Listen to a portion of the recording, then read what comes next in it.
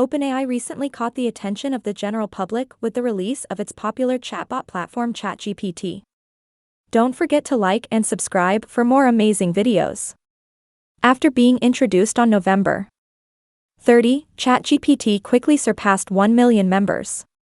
Dalle, an AI-powered image creation tool that has displayed human-level artistic talent by producing some amazing images, based on people's text-based descriptions, is also the creation of OpenAI. With the goal of advancing AI research for the benefit of humanity, the startup was established as a charity back in 2015. OpenAI formed a for-profit division in 2019 to raise additional funds to pay for the processing power required to train its algorithms. Elon Musk, the CEO of Tesla Incorporated, Reid Hoffman, a co-founder of LinkedIn Corporation, and David Altman, a former president of renowned venture capital firm Y Combinator, were among its first backers.